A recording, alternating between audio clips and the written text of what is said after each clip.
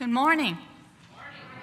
I'm so happy to see all of you here on this very hot, very muggy last part of June.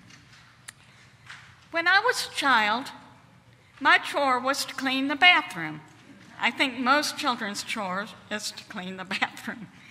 But I meant to be the best bathroom cleaner there ever was. One day, after I had worked very hard, I showed the bathroom to my mom and told her I wasn't too happy with it. She said something like, "At least it's a lot better than it was." I took that to mean she didn't think it was good enough. Now I realize that she probably meant something like, "It's fine." But I got upset and went to work to make it spotless. But I wanted it to be perfect. Of course, it never was perfect. I always found a spot I missed. Who knows how many unnecessary hours I spent on that bathroom through the years. But what does it mean to be perfect? At first, this may seem to be an easy question to answer. After all, a perfect test paper is one with no mistakes. And a perfect performance to most people means one in which the performer says or plays all the right words or notes. But the concept of perfection is not as simple as that. Anyone who works with students, as I do, can tell you that a person can answer all the questions on a test correctly, but be unable to apply any of the concepts she or he has learned to real-life situations. This person has clearly not mastered her or his subjects. I see children all the time who can recite a passage beautifully with no mistakes, but later they have no idea what they've been reading. They don't know what the author meant. All those children, are those children perfect readers? Of course not. When it comes to a perfect performance, although a performer has spoken all of her lines, or sung or played all of his notes without error, if there is no passion, I certainly would not consider it a perfect performance. Of course, some of you might disagree, but these are my opinions. These examples are fairly concrete and understandable. But what of perfection in human relationships? That is not so clear. At some point in our lives, many of us have felt the need to be a perfect spouse, parent, employee, church volunteer, or anything else we're involved in. In other words, all-around perfect performance, perfect person. Sooner or later, hopefully sooner, we learn that it's impossible. Everyone has her own idea of what the perfect wife, mother, employee, etc. is. So how can one be perfect if no one can agree on what perfection is? The longer we try to be a perfect person, the more frustrated and unhappy we become. All of my life, I have been a people pleaser. I have always been afraid of doing or saying something wrong, and that if I inadvertently hurt someone's feelings, the relationship is totally over. I have finally come to the realization that no matter how hard I try, everyone isn't going to love or even like me. And that will not be the end of the world. The best I can do is to be the best person I can be and treat other people as I would like them to treat me. If God does have a plan for us, as many people believe, I don't think that perfection is part of it. If people all of a sudden could be perfect, there would be no more advances in the world. No new music, no new books, etc. Why should we try to improve life if we already have perfection? I think that our imperfection is what makes each of us a unique individual. I also think that God made an imperfect world in order to give humankind an avenue for change and growth. I don't know about you, but I don't want to live in a stagnant world where everything and everyone is perfect. I would like to introduce you to Milo Crinkly.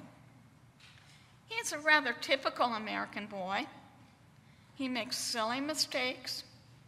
His big sister thinks he's stupid and a pest, and his parents are always nagging him to use good table manners and so forth.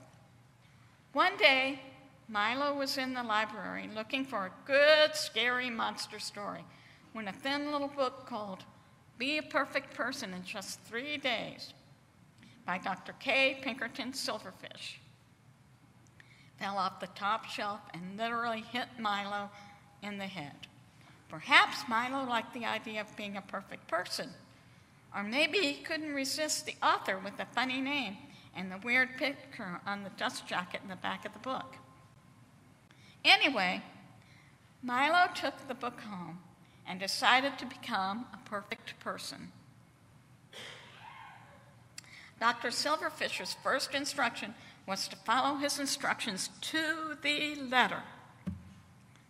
After all, no one can be perfect unless he can follow directions. The first 2 days' instructions were outrageous, but Milo followed them anyway. But the last instruction was simply to do nothing. He was allowed to drink weak tea, go to the bathroom, and breathe. Everything else was a no-no. Milo thought it was silly, but he was so close to being perfect, he just had to try. Of course, Milo fell asleep, and so he could not become perfect. I'll let Stephen Maines and Dr. Silverfish finish the story for me. Milo was shattered. All that work, and now he'd never be perfect. Milo picked up the book. Dr. Silverfish looked at him with a knowing smile.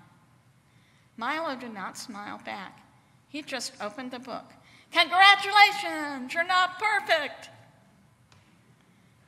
It's ridiculous to want to be perfect anyway.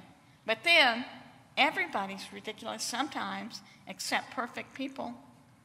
You know what perfect is? Perfect is not eating or drinking or talking or moving a muscle or making even the teeniest mistake, which means never doing anything at all. Perfect is boring. So you're not perfect. Wonderful. Have fun. Eat things that give you bad breath. Trip over your own shoelaces. Laugh. Let somebody else laugh at you. Perfect people never do any of those things.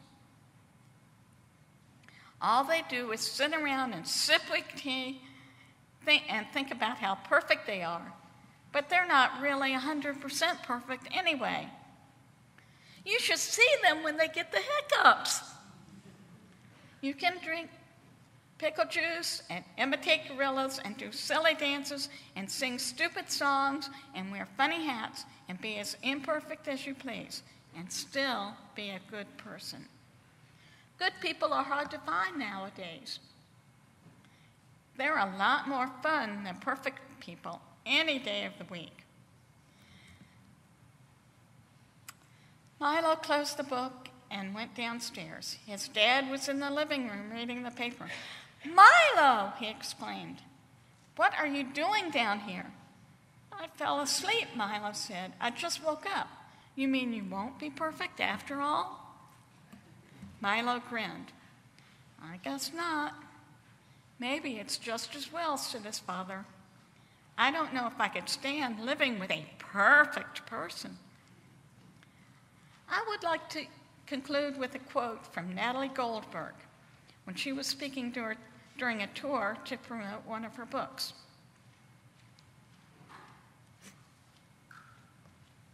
Okay, I looked out at the audience and asked, okay, how many of you have never failed? Or another way to say it, who of you is a perfect person? Right?